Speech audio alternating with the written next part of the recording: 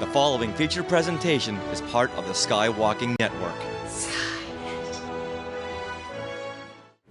This is what you can look forward to on episode 516 of Skywalking Through Neverland. She's like, and then he did this weird thing with his hand, with his finger on my head.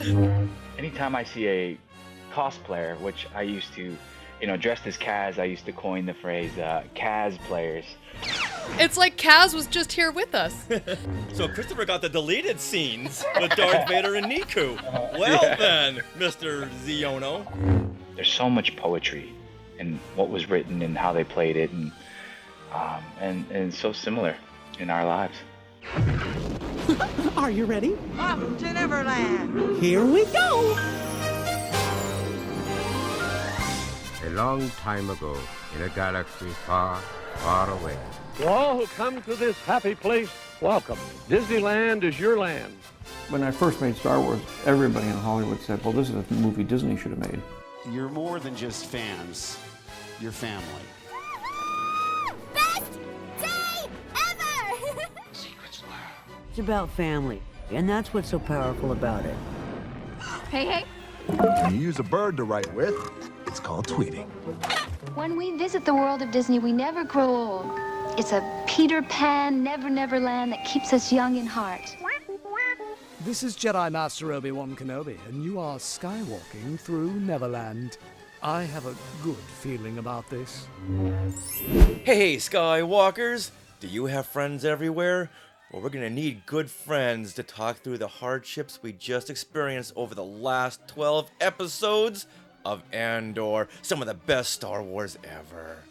But until then, we want to welcome you back to Skywalking Through Neverland. I am Richard Woloski. Now, everyone, please say hello to my sweetie wife, Sarah, who's looking oh so cute in her little tiny Empire Strikes Back bow. Oh, yeah, had to spring for those Empire Strikes Back, 45th anniversary ears? Yeah, that little bow is just... Oh, you like it? It takes center stage because it's in the center of your head. Oh, okay. Yes, I made it smaller because the bow was covering Han and Leia in their Gone with the Wind pose. Oh, no. And that was unacceptable. No. Yes, so I had to sew it Gotta correctly. talk to someone who did that. Who would have covered up such an iconic moment? I don't know. Well, you know what? It is a very nice bow. I'm just attracted to that big silvery bow. Oh, yes. Okay. Well, cool. Skywalkers, we are your enthusiastic podcast destination for the many decades of your Star Wars, Disney, Marvel, and pop culture fandom. So imagine a big Wookiee hug from us and a little sprinkle of pixie dust for our family of Skywalkers. And we also record the shows live on YouTube, most of the shows. And so please head over to our YouTube channel, Skywalking Through Neverland, and subscribe. And Richard, we've had a big surge in subscribers in the past couple of weeks. What are we up to now? Now we're up to 10,536 subscribers on YouTube. Wow. I need a new goal for Comic-Con. Let's go for 11,000. 11,000. Okay. Sure. Seeing how we had a big bump this last, 2 weeks. Yeah. I think we can do another big bump.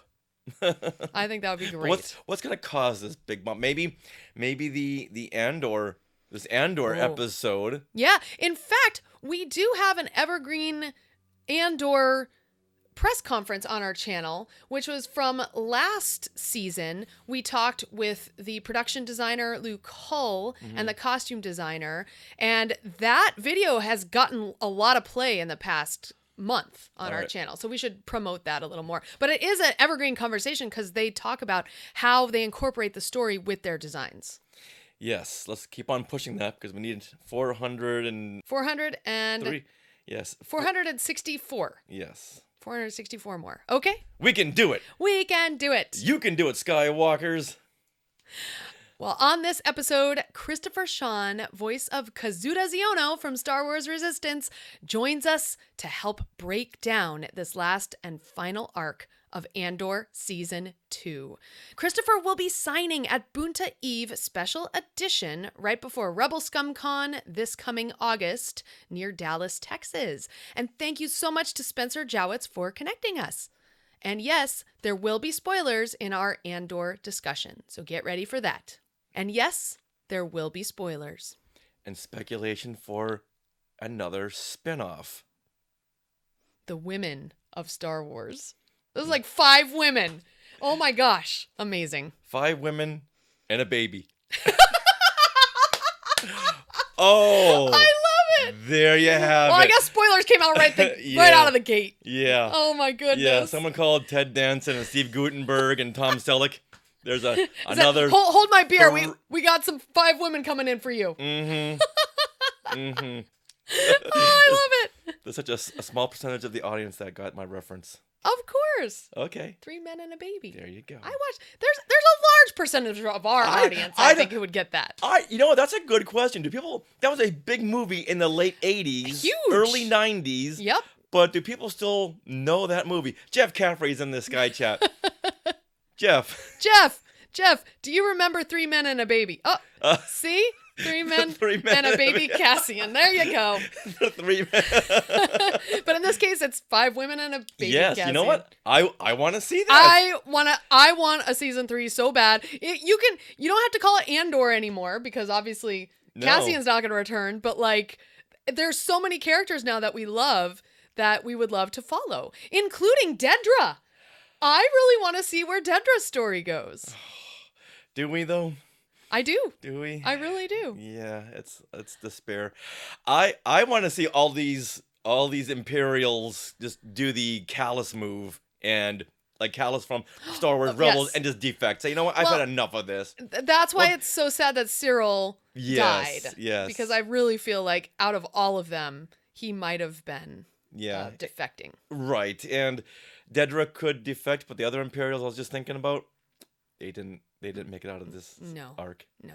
Oh, we'll talk about it. Yes, we'll talk about it. All right, getting ahead. We're getting ahead of ourselves. So ourselves. excited to talk about this, and we've been wanting to talk about this for so long. Oh, and now, we can do it. Like a month and a half ago, 2 months ago, Yes, we had seen this whole thing. And we couldn't. Right. So now, now we can. You know what else I'm really excited to talk about? Yes. Small World Vacations. Yes. And that's because we're being sponsored by Small World Vacations. They are a diamond-level Disney vacation planner travel agency and can help you book your trip to a Disney park around the world, or on a Disney cruise, or to one of the Universal theme parks, like Epic Universe. That's officially opening next week on May 22nd. And best of all, this service is free of charge. So head over there to smallworldvacations.com for a no obligation price quote and tell them Skywalking Through Neverland sent you. Oh, Dark Universe, here we come. Now, we are recording this episode from Long Beach, California on May 14th, 2025. So, Richard, what happened today in Star Wars history? Well, no other date is as important as this one, the birthday of the maker himself, George Lucas. And today he celebrates his 81st birthday, having been born on May 14th, 1944. Wow. Now, we could talk endlessly about his contributions to filmmaking, society, merchandising, and his personal impact on countless fans and directing their lives. Raise your hand if George Lucas directed your life. Hand raised right here. But his contribution to charities and education is endless and unparalleled. And I think that's really worthy of a huge discussion right there, because he donated a majority of his $4 billion that he got from Disney to charities. And he donated a huge amount to USC over the years, the USC Film School, over the decades. He just kept throwing money left and right. Now, back in 1991, Lucas created Edutopia. I love that name, Edutopia, a strategic approach to improving kindergarten through 12th grade education. And Lucas Education Research, which conducts rigorous research in collaboration with university partners and leading educators. And Young Indiana Jones was a great blend of edutainment. It was education and entertainment. It was a good example of it. Very much so. And I could say I learned most of my history from the Young Indiana Jones Chronicles. Join young Indy as he travels the world and meets some of the greatest figures of the 20th century. Indiana Jones from Krennic Princeton, New Jersey. And participates in the events that helped shape history. And as Jeff Caffrey points out in the Sky Chat, the Lucas Museum of Narrative Arts is opening very soon. Another huge contribution from George Lucas. He said, hey, you want a museum? I'll build it for you. Oh, yeah. It's like, okay. And that's right here in our own backyard in Los Angeles, California. And that's going to hopefully open soon. By next year, hopefully. What's the rumor? It says 2026 right now on the website, but every year it's been changing to the next year on their website. So, I've just been looking forward to this ever since we saw that panel at Comic-Con a few years ago where they went in depth about what this involves. Oh my goodness. You know what? We're going to have 2 country clubs later on, Disneyland and the Lucas Museum of Narrative Art. Oh, yeah, we're definitely becoming members once that opens. Very, very much because, they'll so. have a ton of events and things. And we're going to be members. Now, hopefully we'll get a chance to meet Lucas at one of these big gala openings, hopefully. Now, I've talked to George Lucas back in 1987. Oh, okay. And this is at Star Wars Celebration Zero when they had a Q&A. And they were asking, getting questions from the audience. I raised my hand, and they chose me. And I thought, oh no, my mind went blank. I'm drowning in my own sweat. But I thought, hey, you know what? This is my one chance. And I asked George if Lucasfilm ever takes on young filmmakers for internships. Mm-hmm. And he said, we do take on interns, just not as filmmakers, but as interns. But we really just go to USC for our interns. Oh, dang. Dang. Well, I'm in Boston. That's 3,000 miles away. But the fact that and that was my yearbook quote. I talked to George Lucas. Oh, that's so cute. And then you met him again in Celebration 5 in Orlando. Lucky. What was I doing at the time? We were volunteers, so we got let into the showroom floor early. Right. And we're walking, and I'm not sure what happened, but I split off to do something, and I saw a whole entourage walking around, and there was George Lucas right in the middle, so I just walked right in and shook his hand. One of those things where you don't think about it, you just do it. You did the same thing with Harrison Ford as well. Yes, you have to. Yeah. Don't think, just do. It's like don't ask permission, but ask for forgiveness later on if it comes down to it. Yep. So happy 81st birthday to George Lucas. Thank you so much for your contribution to the world of filmmaking and to these charitable causes. Now let's close this major chapter in the Star Wars saga with our Andor Season 2 breakdown with Christopher Sean. We know what our final shot of the show is. We know the tragic dimension of what happens to at least our central character. Knowing where you're finishing is just the most liberating. That means that you can just swing away inside. May the Force be with you, Captain. It's the victory, it's the pain, it's the life that these 5 women have had. It really gives the show, I think, its ultimate punch at the end, dramatically. Andor Season 2 just wrapped up on Disney+. I would say now we have a bigger understanding of the world of Star Wars, but feel it'd be very therapeutic to break it down. But I don't think we could do it alone. No, it's almost like we need someone from maybe another Star Wars series to help. I'm thinking of possibly a Resistance spy, a member of Team Fireball, someone who's always there when you need him, like we do now. That could only be one person, Kazuda Xiono, as voiced by Christopher Sean. Hello, I'm Kazuda Xiono. Hey, Christopher! Hey, thank you so much for having me. I'm very excited to be on Skywalking with some of the best Star Wars fans out there. Oh my! Wow, that's a mouthful, and very accurate. Now, I want to go back a couple of years to like 2018. We had met at a Resistance press day, and we've been trying to get you on the show ever since. But I guess now the force is aligning, and we're so excited to have you on this big show to talk Andor, among other things. But let's start off by telling everyone that you will be signing at Boonta Eve Special Edition in Texas on August the 8th. Yeah, it's the first day of Rebel Scum Con. Now, Christopher, you've been to many conventions. What are some of the interactions that you've had with fans? And what do you think when you see Kaz cosplayers? You know, I think conventions are so much fun because you get to interact with the fan base, and the fan base are what make or break an entire franchise. So, being able to meet the people who actually adore the projects that you're working on, um, that's something special, and it always speaks to my soul when I get to interact with them and hear why they love the show or what they loved about the show. And anytime I see a cosplayer, which I used to, dressed as Kaz, I used to coin the phrase Kaz players.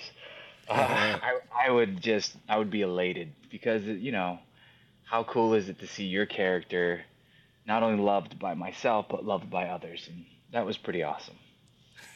It really is, and I always love to see the Kaz cosplayers, and you do see a great many of them. Now, before Resistance, you had done some voice acting in video games, but you were mainly in front of the camera. When you came into the audition for Resistance, did you already have this happy-go-lucky Kaz character down? How did that come about? It's a great question. In fact, I'd done, I think, one real voiceover audition for Voltron, the Red Line.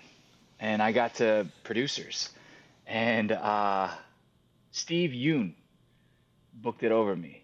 And I thought, oh my goodness, how cool is it to be in the same breath as Steve Yen, from The Walking Dead, Invincible, Oscar-nominated actor. He's incredible. So I've been knocking on the door for my voiceover agent for many, many years, trying to get into voice acting.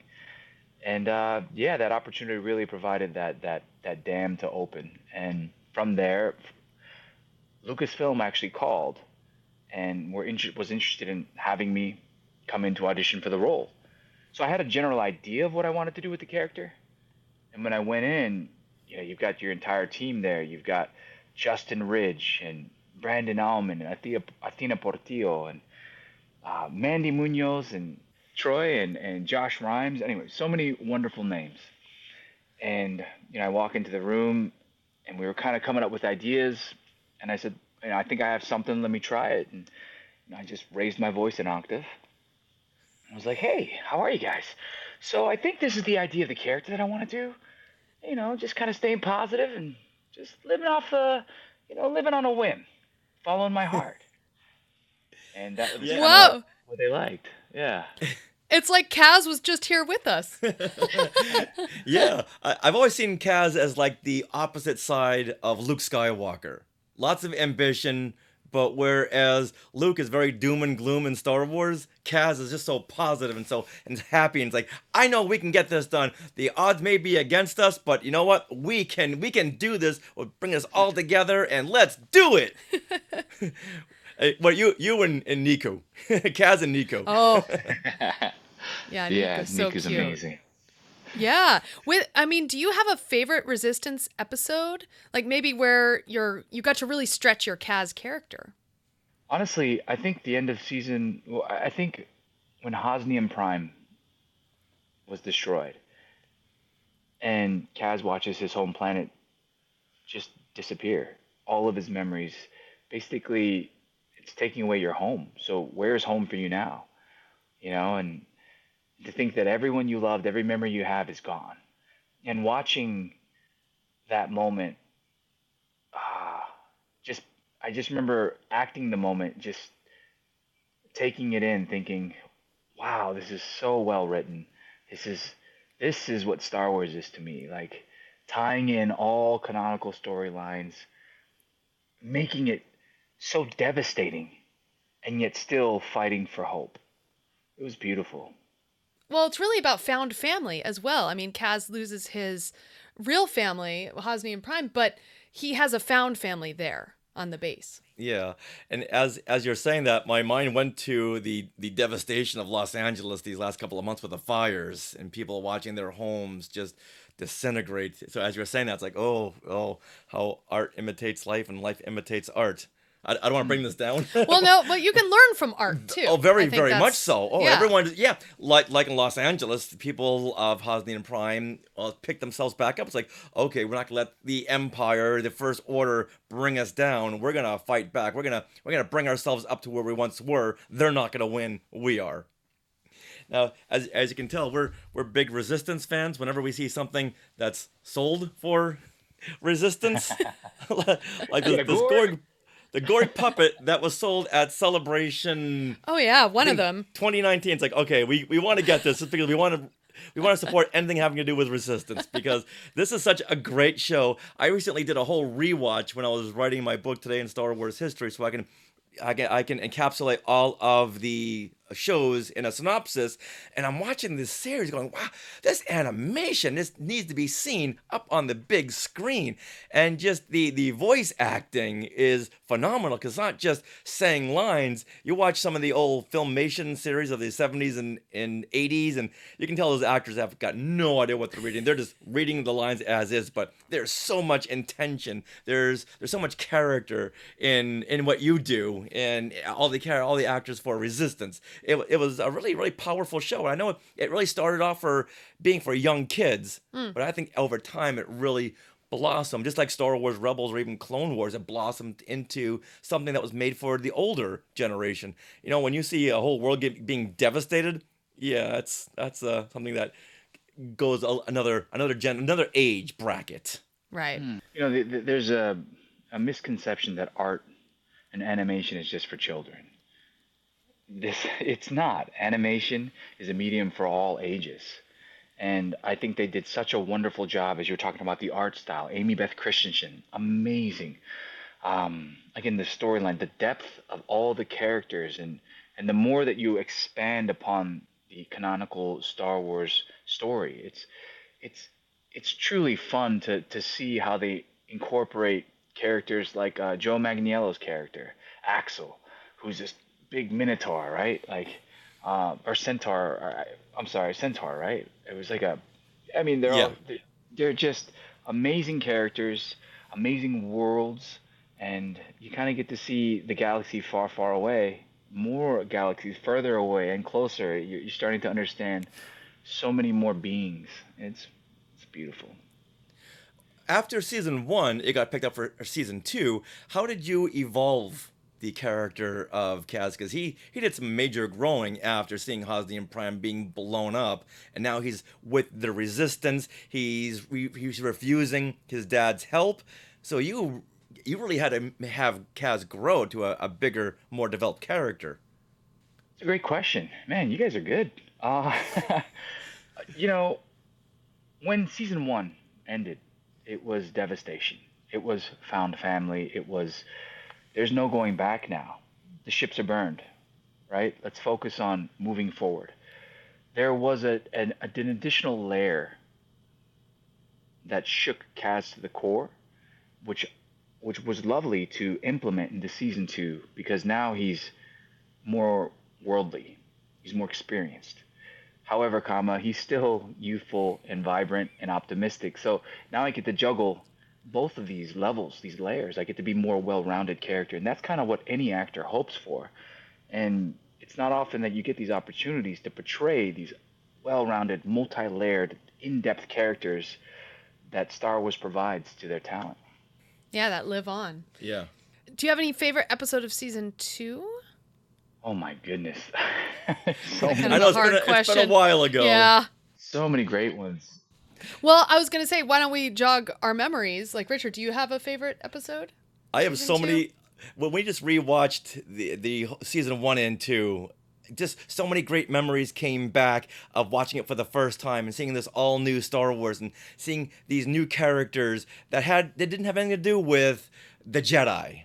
It really broadened itself out, and you have this very positive character like Kaz. And I want to go back to season 1 episode The High Tower. Oh. Now, this is where the First Order has just arrived on the Colossus, which, why haven't they built a PlayStation of the Colossus? Oh, yeah. And the First Order, they're searching everywhere for any kind of spies, and they go to Tora Doza's room where she and Kaz are, and she tosses him out the window. She's like, I gotta get you out of here. Get out the window. And so now you see Kaz like almost like in a video game kind of a setting where he's jumping from ledge to ledge as the First Order are firing on him, and everyone at the bar is like, okay, I get $30 that he falls. I'll take that bet. It was just great Great Kaz comedy. I want to know, when you're recording a session like that, are you shown any scenes or like any kind of animatics? And do you have to be like, like? That's exactly right. Yeah, you basically they'll show you an animatic.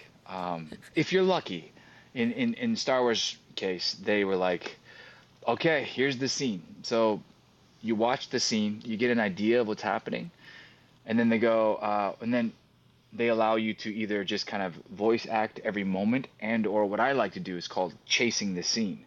So as I'm watching it, I'm reacting with the character. As he's falling, he's like, oh, gee, jump, whoa, whoa.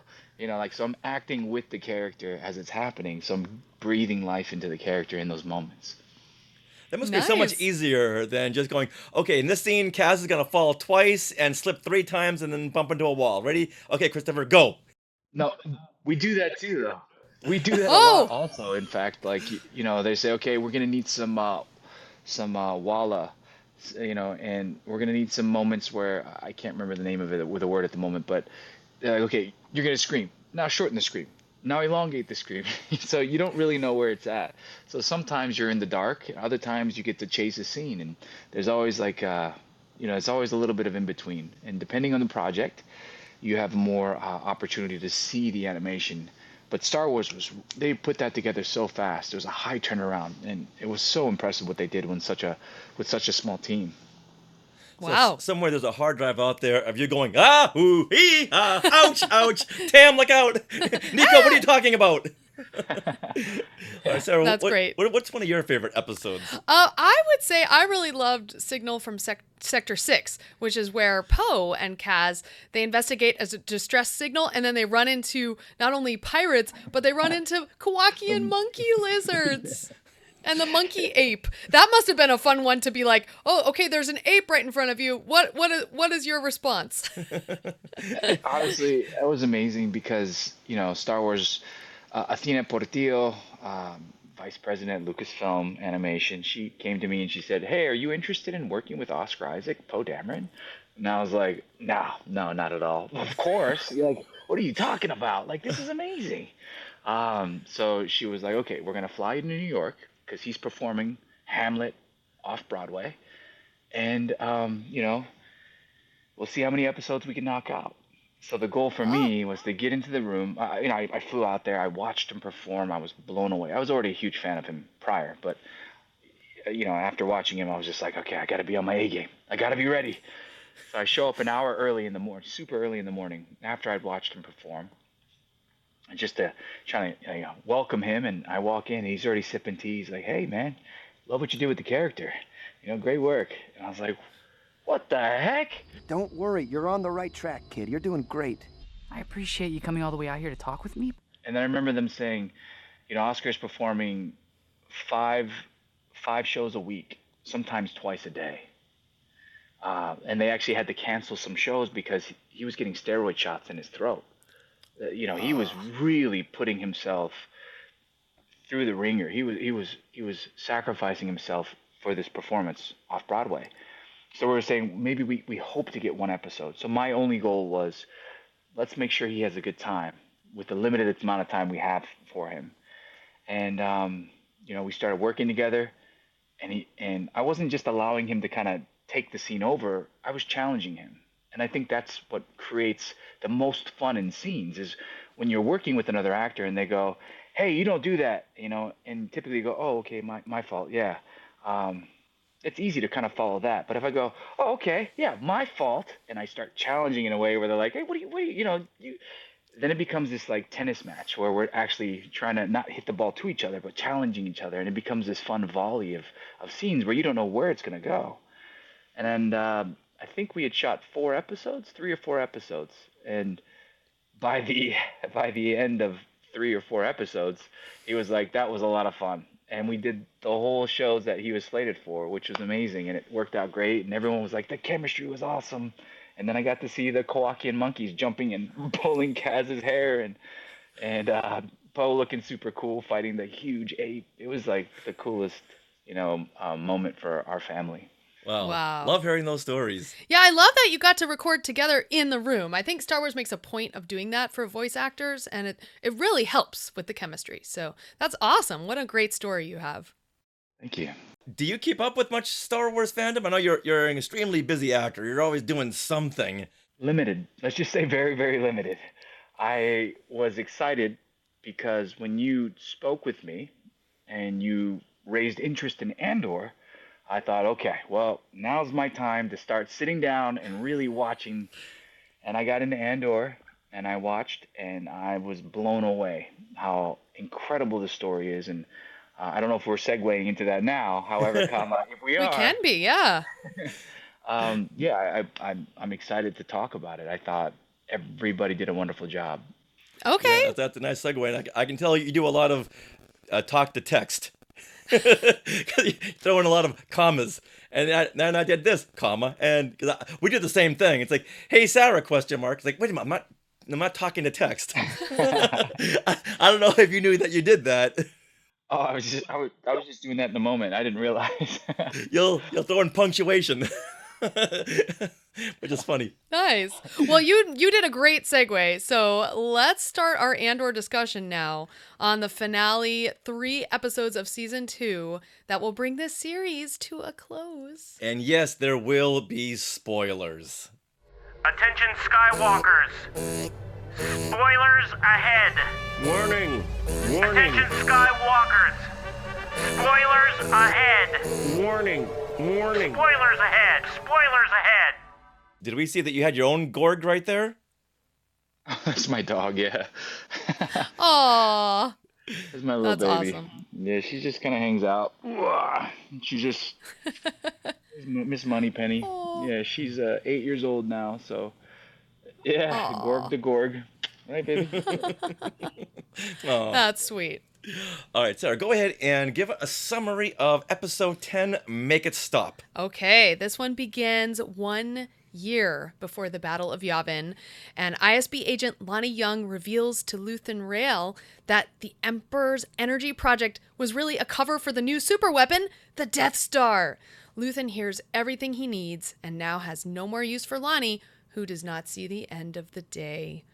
Luthen, who once served in the Imperial Army as Sergeant Lear, finds a young girl who is hiding on his ship, and the two form a bond and a mission to destroy the Empire. It is a great day for ISB supervisor Dedra Miro as she finally catches up to the man she's been hunting for years, Axis, aka Luthen Rael. However, before she can celebrate her win, she loses Luthen as he stabs himself to prevent being taken prisoner by the Empire. He is mortally wounded, but in the hospital. Clea must then infiltrate the hospital and pull the plug on her friend. Do you want to start us off on your thoughts on this episode? I mean, I guess my thoughts are the acting is superb. And the twists were incredible. There was one line specifically when I believe it's Clea and Luthen are in his art exhibit. And she asks, are all of these authentic? And he says, everything but, you'll find everything but 2 items. And I thought, oh, what a great play, because they're both acting as if there's something they're not, right? So, and then he shows the dagger, and I thought that was a incredible moment, not only acted, but written. Henry Gilroy, kudos to you, my friend. But yeah, and then of course, Luthen gets the information he wants about the kyber crystals and the Death Star that's actually being made, the fake plan. I can't remember the name of it. Oh, the energy project, right?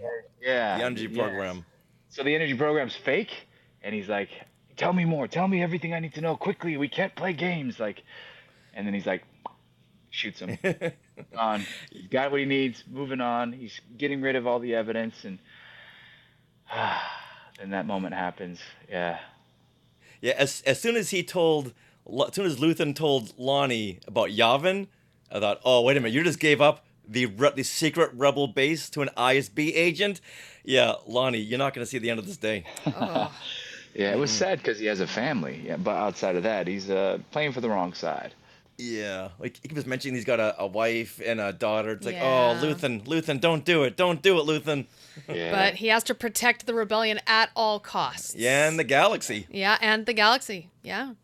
So I love that in this episode we finally get backstory for Clea, because she was always such an enigma. She was always the right hand of Luthen, but now, right at the end of the show, we really understand her and her journey, how she met Luthen at a young age and this took me 3 watches to figure out, but when we go back in time and Luthen is like a sergeant in the army and he's in that ship, he doesn't want to go out and see the battle, but it's not a battle, it's a slaughter that he's avoiding. He's avoiding the slaughter of her world, basically. Yeah, of her family. Of her family, her world, anyone she knows. That Which is whole why he planet. turned his radio off. He didn't want to hear it. He didn't want to see it. Yeah. So yeah. sad. Yeah, and I didn't get that until like the 3rd watch through because I was just because we watched it with so enamored. subtitles. Yeah, that's true. Yeah, we didn't watch it at first with subtitles. It really helps. So yeah, that I loved seeing her backstory, and you can really tell like she has just been the driving force behind this rebellion. Even for Luthen, I think she is more strong than he is, and they show that. I think they relied on each other. They did rely on each other. I think you're right. And I think they continue to, like, you know, with her pain, she pushed him, and he needed her just as much as she needed him to then continue to challenge each other. How far can we push the Empire so that we can create this rebellion, right? And I thought that was brilliant.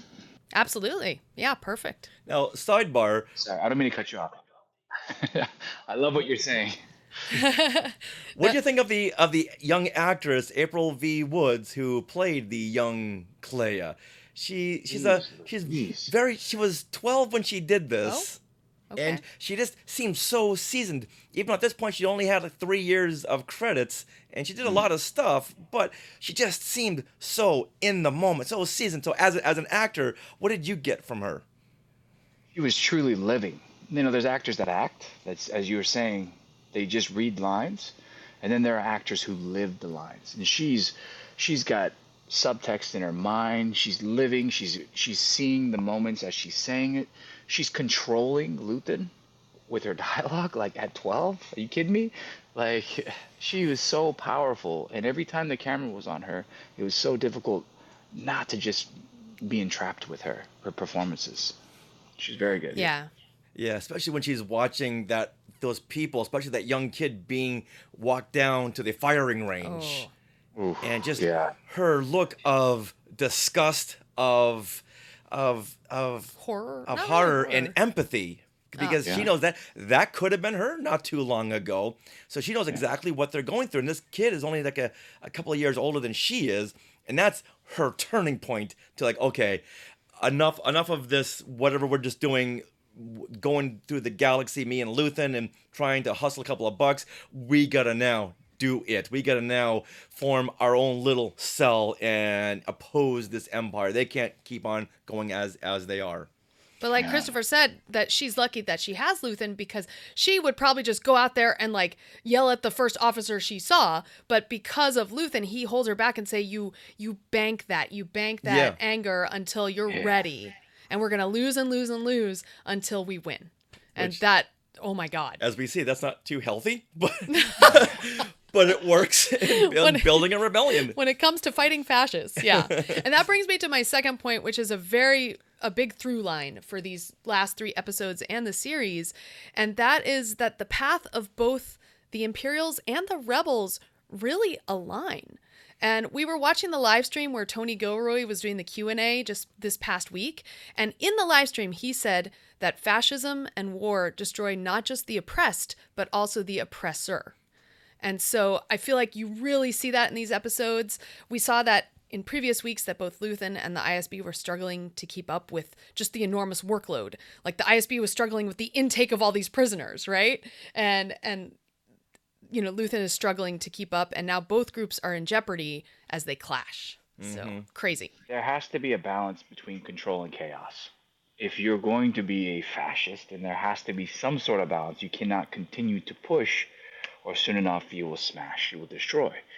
And that's what Luthen was aware of, that we have to give them all the power so that they can smash everything, so that we finally, just as the pendulum swings to the maximum, it will swing back in favor of all those who fight for freedom, aka chaos, in the Imperial eyes, right, or the Empire's eyes.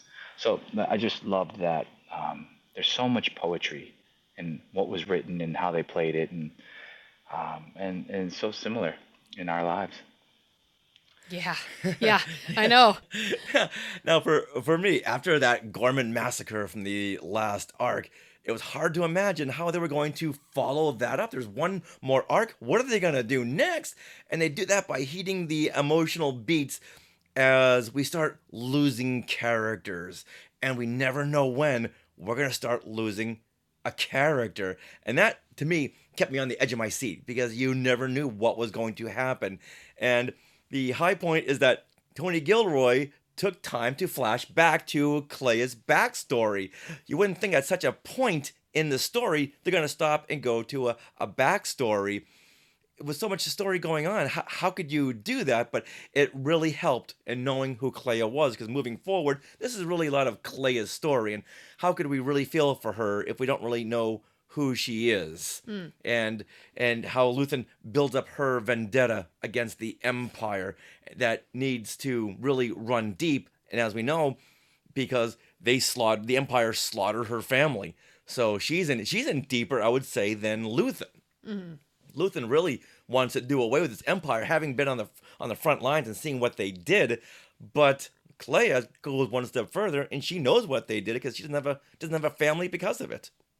Well, I mean, could you say that Luthen is? I mean, Clea lost her family, yes, but Luthen had blood-soaked hands because he was a part of all of it, and at his age, being retrospective of life and seeing that he's taking life away, not being able to bring life and give life into this desolate world that they're in, this dystopian future that's controlled by fascism. I mean, could you say that she had more to lose? She was more angry? I think they both were literally, they saw each other and they knew. And he was fighting for her future just as much as she was fighting for her own future and everyone to not have a future like hers. So, I mean, I think they both had that. I think that's everyone in the rebellion felt that. Their personal stories, because, yeah, you're right. Luthen, he didn't lose his family, but he lost himself. Mentally, he was in the transport, just chanting, just trying to get his mind back, but he lost it. Make it stop, yeah. Yeah, he lost it. Yeah, and then that just as you were saying, to cut back to Clea's past, but also it's showing Luthen more too. And I continue to say Luthen. I think Clea was amazing, and I agree with you everything you're saying. But it also shows Luthen and who Luthen is and why Luthen's doing what he's doing now. The importance that he's aware that many more lives, many more families, many more planets are going to be massacred. And that's why he's like, 10 million lives compared to 7 billion, 10 billion compared to 7 trillion. We're going to lose some people. But we're going to have more, we're going to save more lives in doing so. So we have, it's just so good. I continue to digress. I apologize, but No. No, we love you when you jump in. It's all good. Yeah. It's all good. There's one thing that you had mentioned earlier, and that was the scene where Dedra Meero had entered Luthen's shop, and they were playing this little cat and mouse game. And she brings the star path back to him. As an audience member, we didn't know where this was going to go. And like you had said earlier, Luthen said, yeah, there's only a couple of things, 2 things in here that we don't really know where they stand. And the word games, they once again, the whole cat and mouse. And she's been waiting so long for this moment. And you can tell some bantha poodoo is going to go down. Why? Because she's smiling. When does Dedra smile? Like a genuine smile. Not that smile she did in the mirror when she was about to meet her mother-in-law or whatever, Cyril's mom, but like a true smile. Whoa. Yeah, and it was all in the eyes. She never blinked. Denise Goff, we couldn't wait to get together for the final confrontation. I'm damned for what I do. Unfortunately, it ended bad for me. And she's so pleased with herself, you know? She's so pleased. And then he wins. The emotions there was, okay, this is it. I'll never see Clay again, but it has to be done. You are not gonna win. So what do I sacrifice? Everything! And the way she placed it down, checkmate. You know, like Yes. that was the queen move, boom, right there. Yeah, the whole star path was the one turning point where Luthen's like, okay, at this point, I know you know who I am, so how is this gonna play out? And she was just like, okay, I got this place surrounded, so I'm on top of things. I've been chasing you for years, and unfortunately, this has all clouded her judgment because she jumped the gun. She shouldn't have gone there alone without other ISB officers. And the minute she turned around is the minute she lost the whole situation, because that's when he stabbed himself just so he wouldn't be captured by the Empire. Now, I could see this scene being played out in like acting classes. Oh. Yeah, and not just that. I mean, isn't that a great representation of the Empire compared to the Rebellion? The Empire just constantly takes and doesn't think. They just keep taking, while the Rebellion is kind of entrapping them, guiding them to a fall, and then they continue their guerrilla warfare, guerrilla tactic warfare. I think that's another great example of she jumped the gun. If she would have just waited a little longer, she would have gotten them completely and shut down the entire rebellion. However,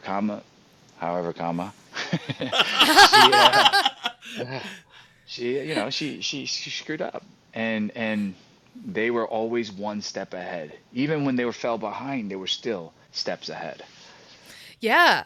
And I mean, you talk about this scene, Christopher, as like a little cosmic moment of the rebellion versus the Empire, and they do talk about that. Like Luthen says, I want freedom, and Jedra's like, freedom? That's chaos. Like to her, freedom is chaos, and I love that she calls it that. Like it makes perfect sense that that's what she would think. Yeah, having grown up in the Empire, that's the only thing she knows. Right? Yeah, she knows rules and in that Kinderblock. Yes. Yeah.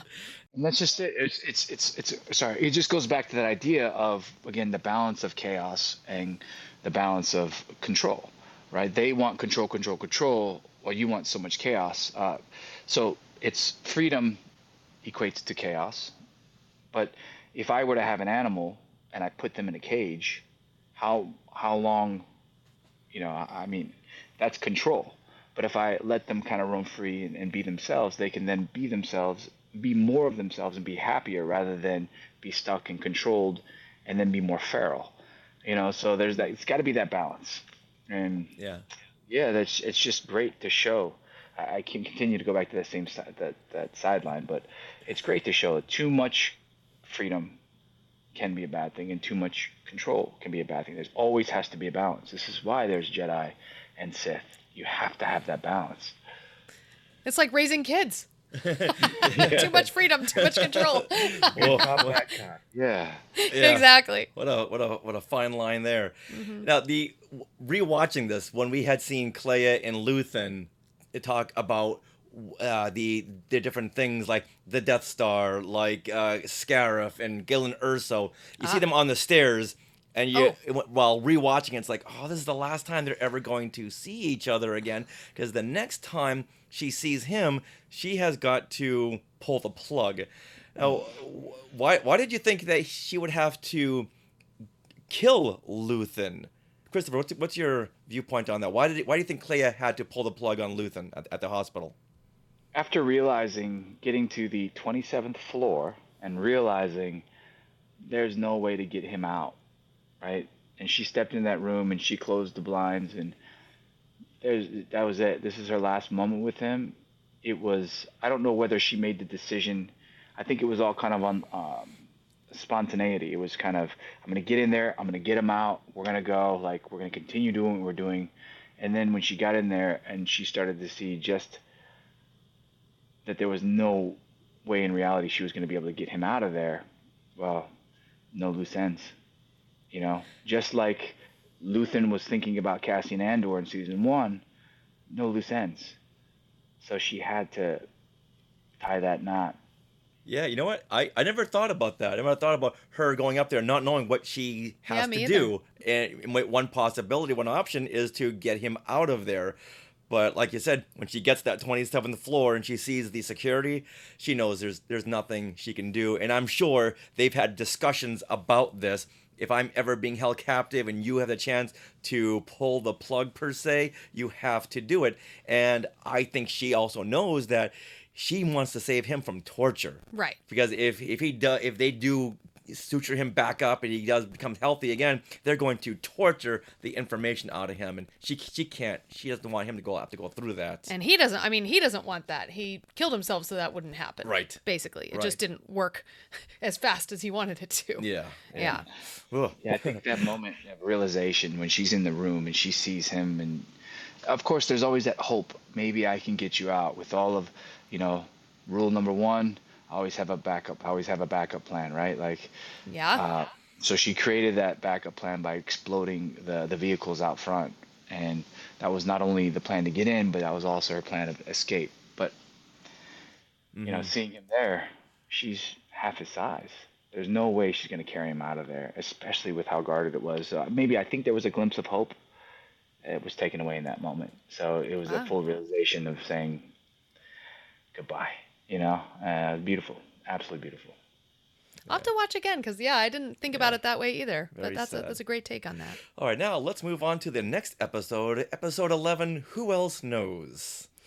Okay, we pick up with the aftermath of Luthen's death, and now the Empire is scrambling to find out who did it right under their noses. This will not turn out well for some. Dedra Meero is interrogated by Director Krennic and why she had classified Death Star documents. That, along with the botching up of the capture of Luthen Rael, does not bode well, and she knows it. Cassian, Melshi, and the resurrected K2SO discover Clea's coded message and find her at Luthen's safe house on Coruscant. Unfortunately, the Empire saw the coded message too and are only minutes behind. I was hopeful, extremely hopeful. And, the message is coming through. Cassian, Andor, and team, they see the message. They take the flight. They break the rules. They fly out to go rescue Clea. And when they get there, the Empire have already captured the message themselves. So they're sending troops in. So the tension's building immediately. K2, oh my God, cracked me up. When the Enforcer droid starts, both forces converge on Clea at the same time, and it's over. They get hit with a stun grenade. You think it's done, and K2 comes in. Of course, comms are broken, so K2 makes the decision to push in, and he's just like, he has a little moment of hero. I've done it. I was like, oh my, I laughed so hard there. Thought that was great. Was that Alan Tudyk, right? Alan Tudyk, yeah. Big props to him. Phenomenal actor. Everybody in the franchise is great. But all the subtleties, all of just everything about that moment, plus everything that led up to that, I thought that was great. I'll just stop there so you guys can share your insight.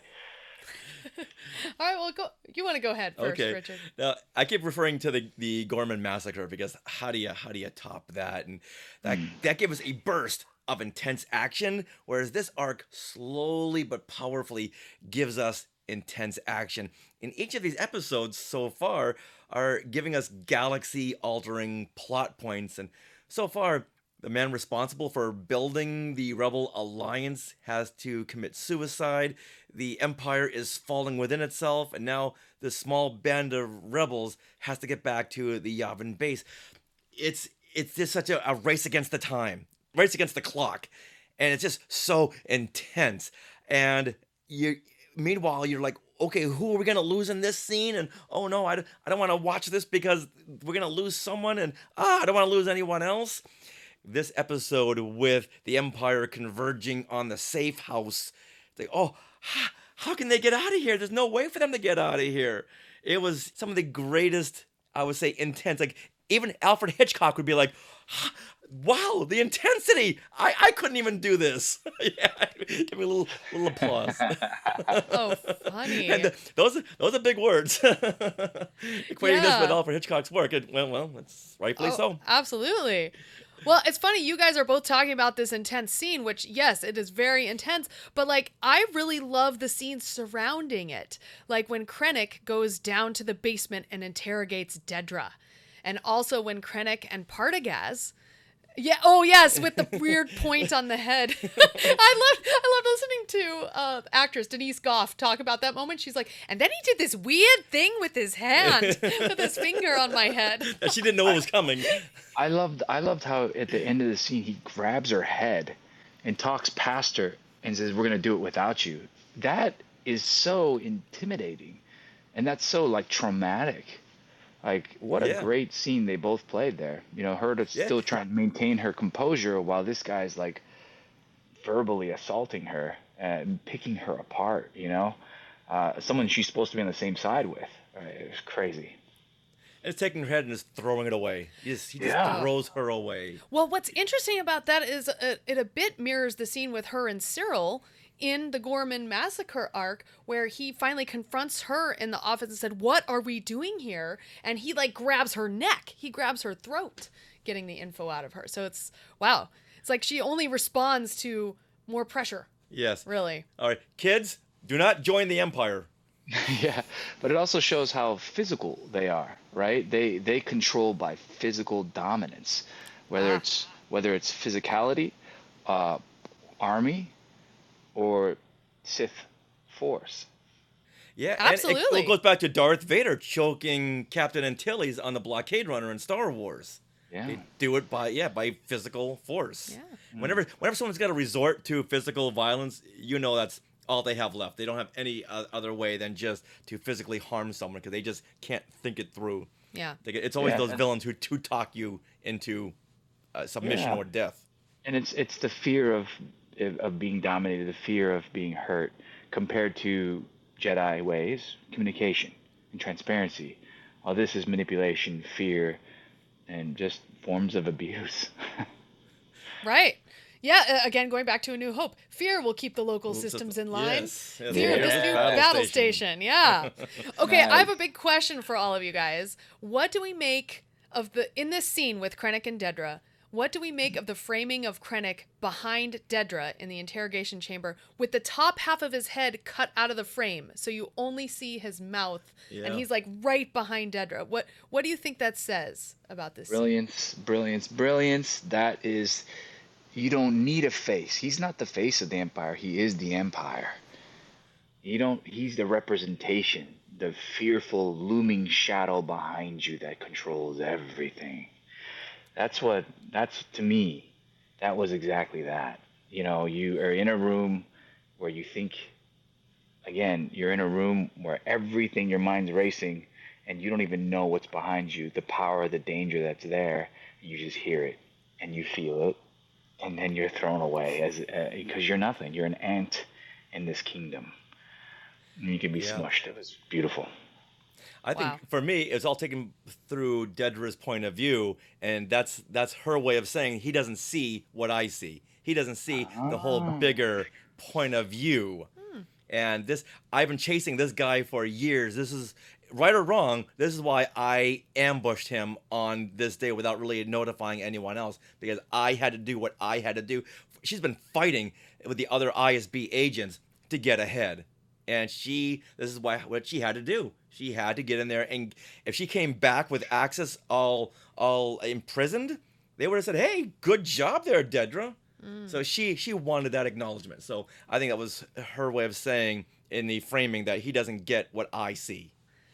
To your face, it was her face, though. It was all her point of view as well. So that is a great perspective as well. And they used a kind of a fisheye lens, so it wasn't too clear from her, even from her point of view. It was still a little distorted because it was.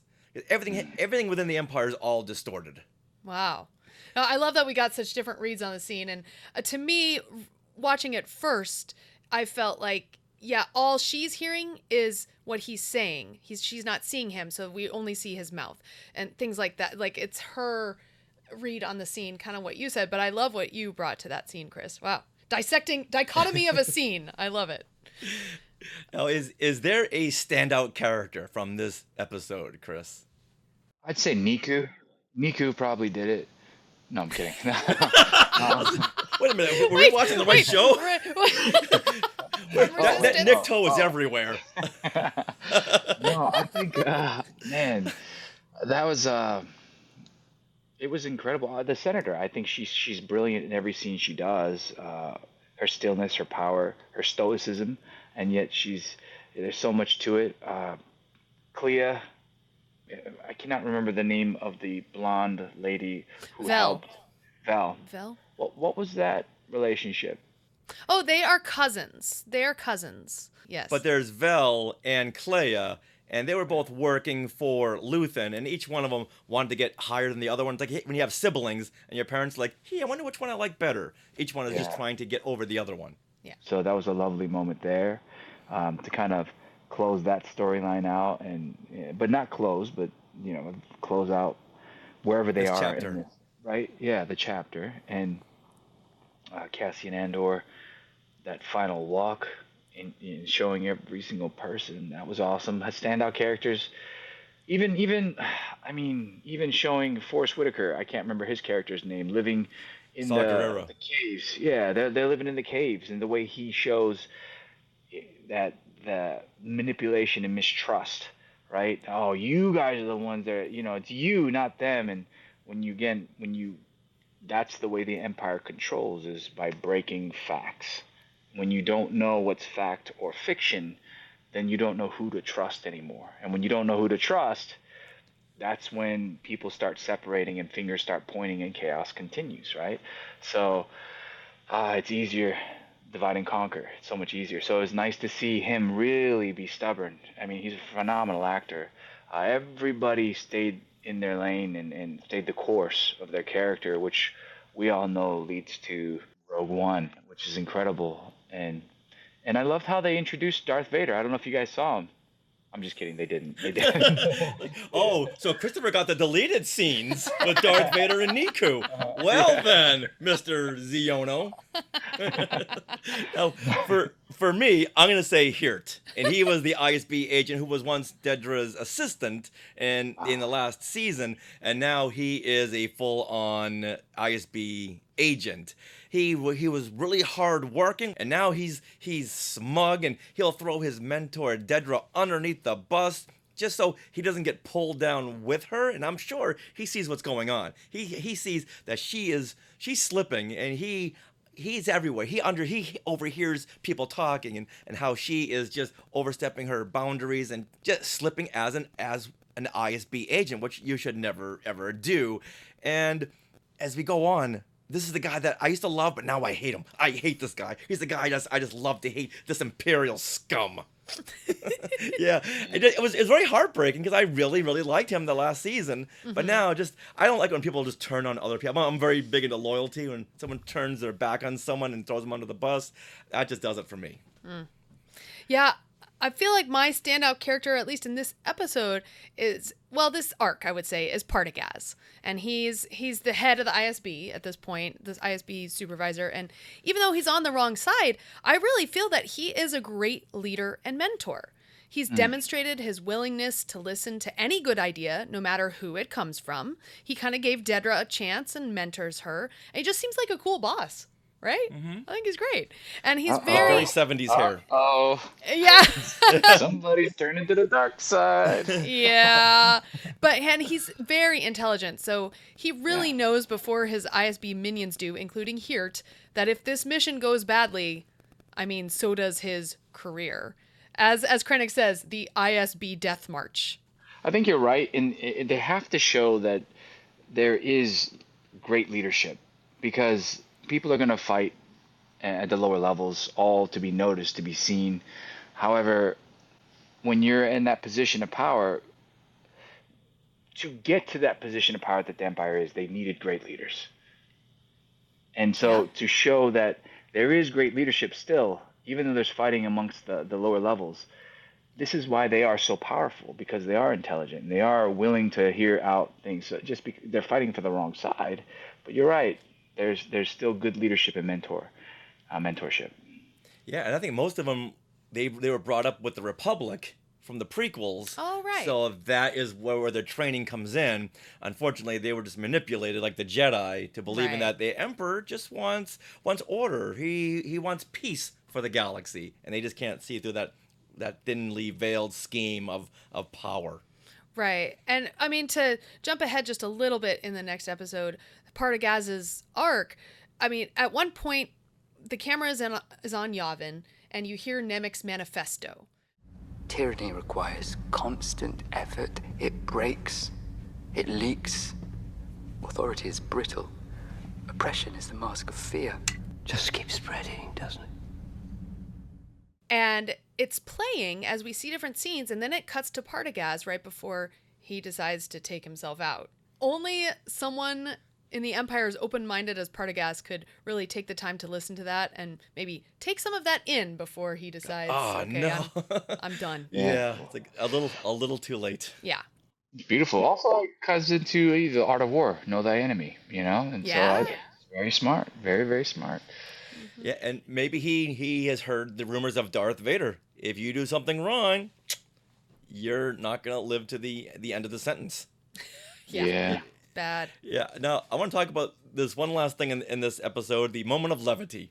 With so much dread and gloom. We got to talk about this moment of levity where K2SO he's fully formed. They've gotten him back together. So his intro scene in this episode is he and Cassian and Melshi all sitting down and playing dominoes. and he's like the little sibling where the older brothers and sisters are messing with him during the game. Like, oh, no, that's not the rules. This is the rules. But you just said, no, that was before. This is afterwards.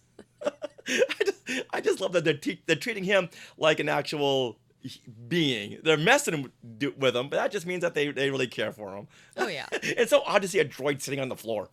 Oh. He is very big. Yeah.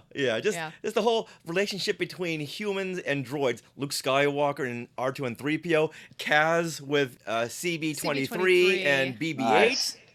They didn't see them as droids. They saw them as companions. And this really furthers that. These droids are part of them. They're part of their friendship.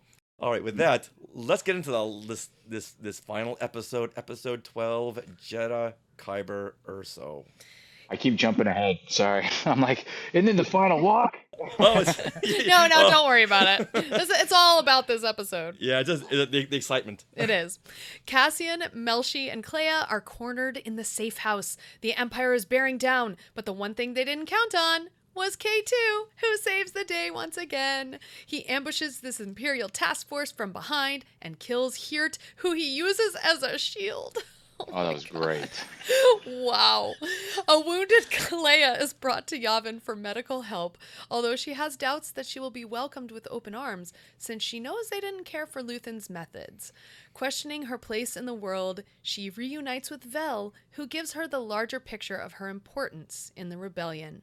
On thin ice with the Alliance because of his rogue ways, Cassian is sent to the Rings of Kafrene to meet with an informant who has dire news. And then we go to an ending scene on... No? Oh, that's later? Okay, we'll get to it. Okay. We'll get to that. All right. And from there, we go to Rogue One. Yes. But all right, so thoughts on this episode? All right, now, we didn't get that much of K2, but what we got was great, especially in that last episode with him sitting down playing dominoes.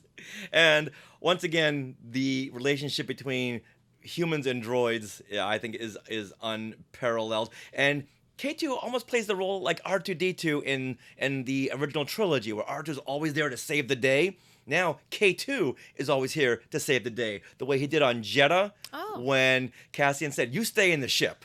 And K2's like, "No, I'm going to go and see what's going on. I'm hearing all this warfare. This can't be good." And he saves the day. And the same thing here. He knows that, wait a minute, the comlinks are turned off. The comlinks shouldn't be turned off. There must be trouble. I'm going to go and see what's going on. And luckily, he did, because he ambushed the Empire from the other side.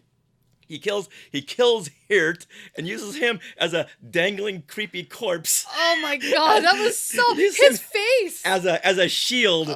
As the other Imperials are trying to blast K2, he's using him as a shield. And yeah, his face is just beyond death. Oh, that was so creepy. It's like that Gorg sticking out its tongue. Yeah. It's just so fascinating to see how this was all dovetailing into Rogue One. The way that it was fascinating to see how Rogue One was dovetailing into A New Hope. Like, how are they going to get from A to B? Yeah. Oh, so awesome. Yeah.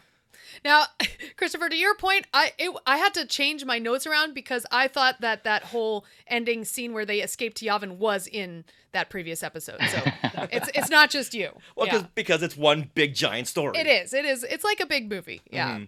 So, okay, I love the fact that because the Imperials pushed out this search package to find Kleya, now, when they need those troops to zero in on the rebels' location, and because they know where they are finally, there is no one available. There's no one available. They are 30 seconds too late, and those rebels just slipped through their fingers. So yeah, it's back to that whole... You really are an Imperial, aren't you? Well, it's really it's back to what Tony Gilroy said, which is fascism and war destroy not just the oppressed, but the oppressor as well. And I also was very struck by the fact that both Partagaz and Luthen had the same fate. They both kill themselves. They both take their own life. But one is to save himself from disgrace. And this is Partagaz, and he's demonstrating selfishness by doing that. And the other, Luthen, he is doing it to save the rebellion from the info that he knows that they would get out of him through torture.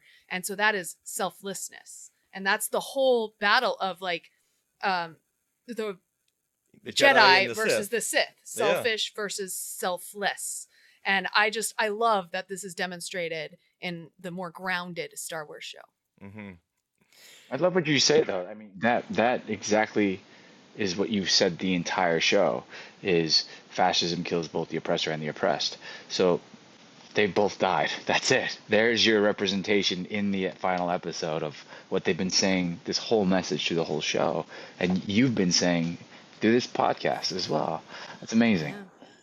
It's cool. It's great. I mean, the writing is so good. It's up to us to pick out those puzzle pieces, and I love that. I love dissecting that. Yeah, Tony Gilroy, we need you back. Yeah. I said Henry Gilroy earlier. I apologize. Tony Gilroy. Well done. Yeah. Oh, believe me, we were on a panel with Henry Gilroy, and I kept calling him Tony Gilroy because we had just seen the first episode of Andor. So I kept saying, "So Tony," he's like, "Henry." He's like, "Oh."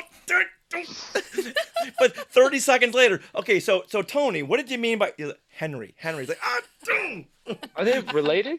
No relation whatsoever. Oddly enough. And Henry both work in Star Wars. Yeah. Henry Gilroy worked on Star Wars Rebels? Yeah, he worked on the Clone Wars. The Clone Wars, He was one of the head writers. Got it. That's right, okay. Wow. I know Henry Gilroy. I don't know Tony, but I'd love to get to know Tony.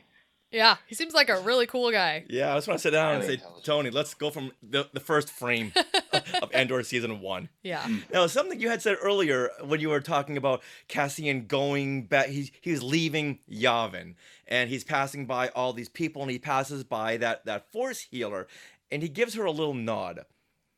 So earlier, he was very against this Force healer because a Force healer had once scammed his mother. So now he doesn't trust him whatsoever. But he went to go see him at the behest of Bix, who the Force healer had helped heal a laser burn. Right, but she also sensed sensed something like, you need to be where you need to be. Mm-hmm. And as he's walking out, he gives her a nod of acknowledgement, yes. But that could have meant anything. What did you take away from the Cassian's nod to the Force healer on his way out? I think the only constant in life is change. And we either grow or we stay stagnant and die. So I see that Cassian Andor, he pivoted and he's growing. And I think that was beautiful. That shows growth, that shows evolution, it shows acceptance. You know? It's learning to accept, even though we may fear something, when you start to learn about it, then you're not so afraid of it. You don't hate it as much, and then you can grow as a person, and then make a more viable choice of more experienced choice. And I think that just shows again growth. That everybody's needed. Everybody has a place. Mm-hmm. Oh yeah, that's a good life lesson. Yeah. You must grow. But I'm looking at it from the other side, and she's giving him a very sorrowful look. Like she knows he's right where he needs to be, and I think she had foreseen this heroic sacrifice that we see in Rogue One. But at the same time, I also think he's looking at her like, okay, whatever you did, it helped me. So, and that one nod, it was just so much conveyed. Like, I now believe in this. He's taken that evolved step, just like he's been doing since the first season of Andor. Right. Like, I can't get involved in this war, but now look where he is. So he's just constantly a Star Wars character who needs to evolve because the galaxy needs him. So much in that one little scene. I also feel, and I'm projecting, I know it, but like, you know, both Bix felt something, and of course the Force Healer felt something when she first saw Cassian.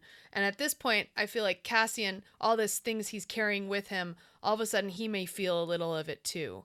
And that's why he gave the nod to the Force Healer. But I think we're all right, really. Yeah, I think also, like, to chime in to what you were saying is like, you know, the Force Healer is so rare, so unique.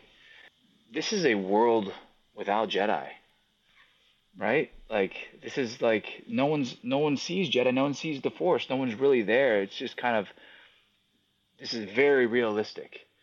And what I think is beautiful about that is there are people who get it and people who don't, you know. And I think at that point he's like, I get it, and I'm just gonna accept it. I'm just gonna go with it now. I'm stopping resisting, just like Finding Nemo, you know. Stop fighting it. Just go with the flow, you know. Just keep swimming. Just keep swimming.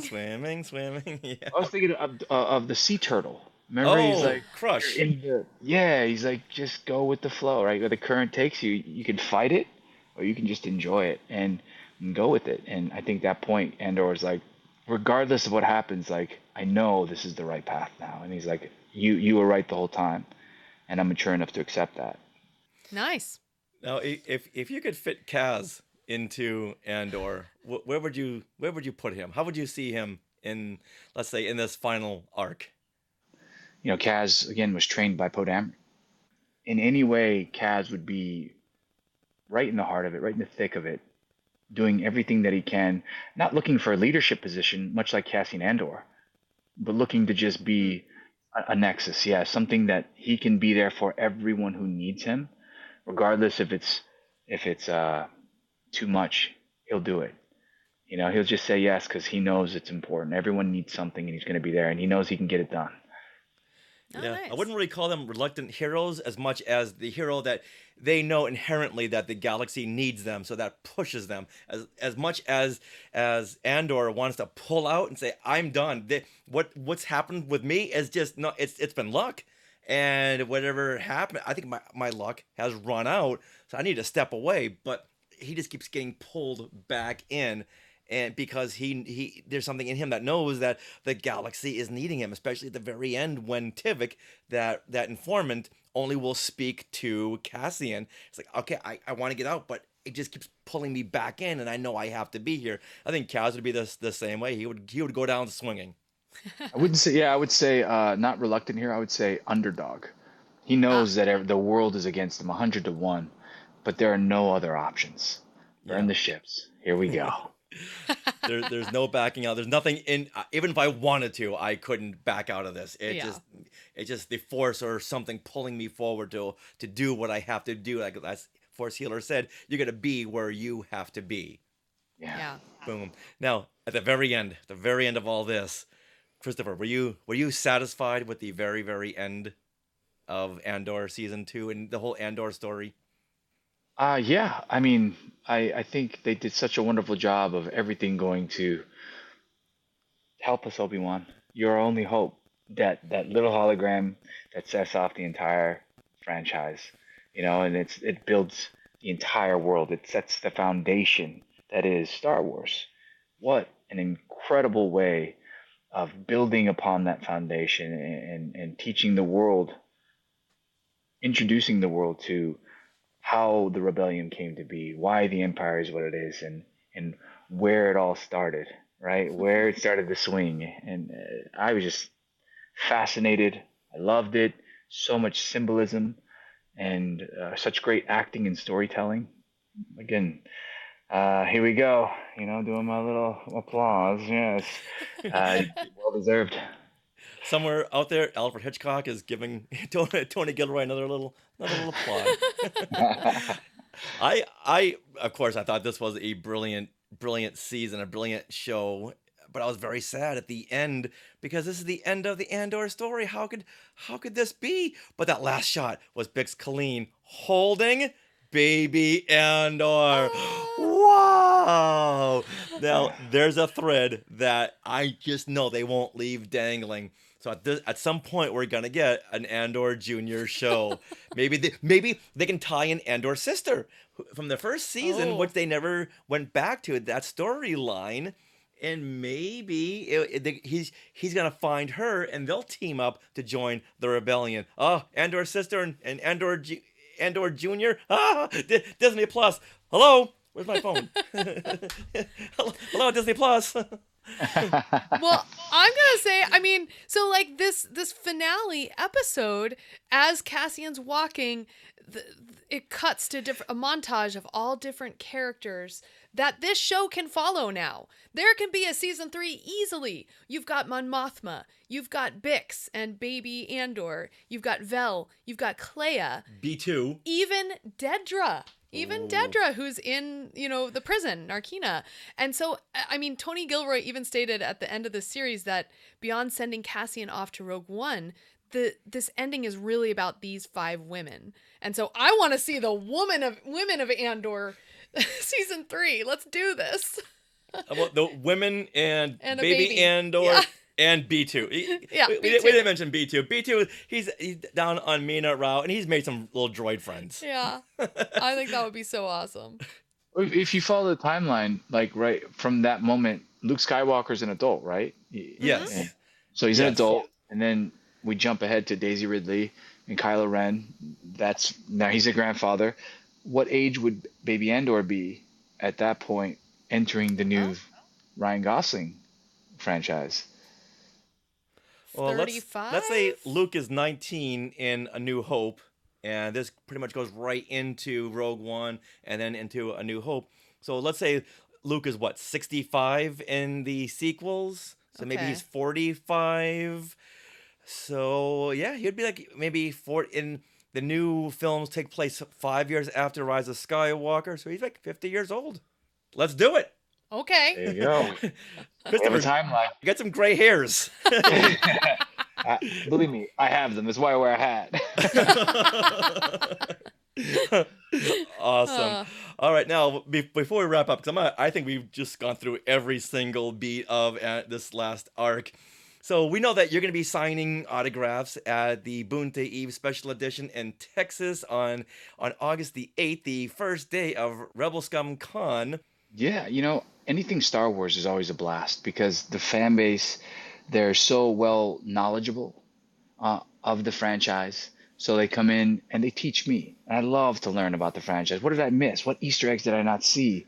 And what did you love about Star Wars Resistance? I love to relive the days of Kaz and the Team Fireball and the Colossus. So there's nothing better than sitting around people who love and acknowledge the greatness that is Star Wars, as well as Star Wars Resistance. So I'm very excited to be back in the community.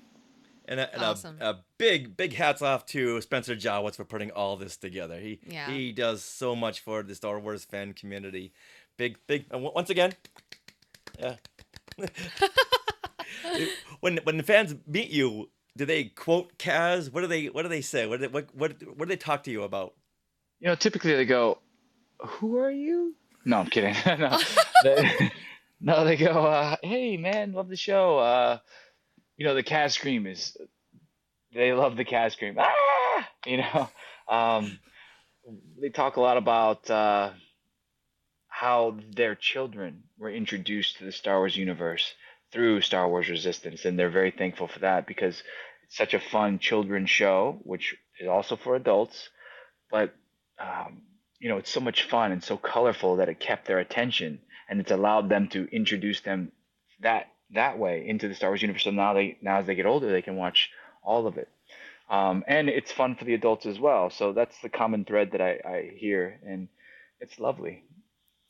Absolutely. And at the autograph signing, you'll be sitting next to the actor who played your father. Yeah, he's great, man. He is so funny, and he is like vibrant and lively. Even though he plays a bad guy, he's like Kaz in real life. He's so funny. Yeah, it's great to see the pairings with autograph signings. So it'll be fantastic to see you two in just a few months. Now, if anyone wants to reach out to you on social media or to say hello or give you a Kaz scream, where do they go? At Mr. Christopher Sean. My name is Christopher Sean. Just Mr. Christopher Sean on Instagram, Christopher Sean on all those platforms. Awesome. All right. All right. Well, thank you so much for joining us, and you had such great insight. It was awesome to talk to you about Andor. Thank you all very much. Team Fireball, Team Skywalking. Woohoo! Appreciate you guys, man. Thank you. Hi, this is Christopher Sean, Kazuda Xiono from Star Wars Resistance, and I am skywalking through Neverland. This is just great. And you know what? Really excited to be here.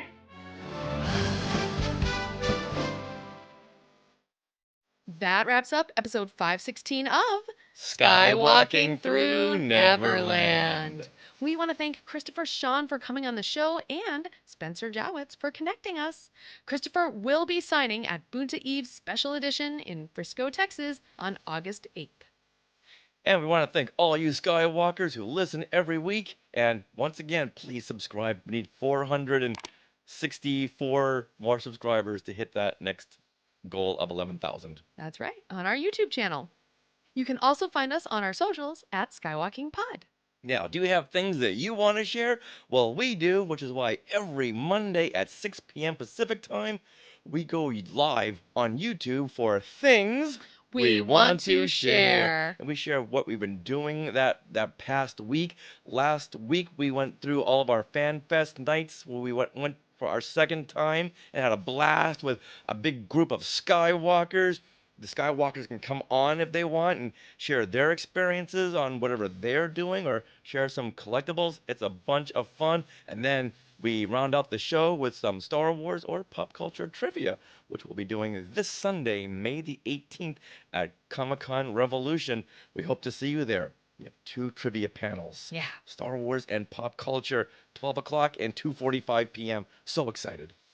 Are you interested in our books? You can get autographed copies of Today in Star Wars History, Parts 1 and 2, and Skywalking Through My Fandom, the interactive notebook from skywalkingthroughneverland.com/book. That's the only place where you can get hardback copies, which they're beautiful. Mm-hmm. Now, do you want to support Skywalking Through Neverland? You can support us through Patreon, which is skywalkingforce.com. And as the Skywalking Force, you have access to bonus content in the form of our Zoom and StreamYard discussions. You also get coupon codes to use for our books. And you also get episodes early. Whatever we can do, you get bonus episodes. This bonus content begins at only $5 a month. So head to skywalkingforce.com, have a look at some of those options. And thank you so much to those who are already part of the Skywalking Force. I know a couple of you have actually re-upped your membership or gone to a higher level, so we want to thank you so much for that. We put a lot of work into the show, and we hope that it shows for you. And so apparently it does. It does. Apparently it does. That support's appreciated. And we have nearly 50 Skywalking Force members. It's amazing. So thank you guys. And we also want to thank our sponsor once again, Small World Vacations, for their continued support. Thinking of a trip to a Disney park, a Disney cruise, or to a Universal Studios theme park? Well, you can fill out a Get a Quote form at smallworldvacations.com today. Their vacation planning service is free of charge. So check it out and tell them Skywalking Through Neverland sent you. Now, we are part of the Skywalking Network. where you can find other great shows like Talking Apes, The Max Effects Podcast, Star Warsologies, The Neverland Clubhouse, Totally Tell Me Everything, and the YouTube shows Collectopolis and Today in Star Wars History. Now, don't forget to stick around for bloopers and other fun bits that didn't make it into the show. And always remember, you have friends everywhere. And Neverland on Alderaan. Record right here, and I'm going to have you do your clappy claps. Here we go. Well, that was perfect. Hey, look at those names to the left. They are part of the Skywalking Force, our Patreon. Become a producer yourself and check out all the Disney Plus themed bonus content available depending on the level you subscribe. Become a member of the elite Skywalking Force at skywalkingforce.com.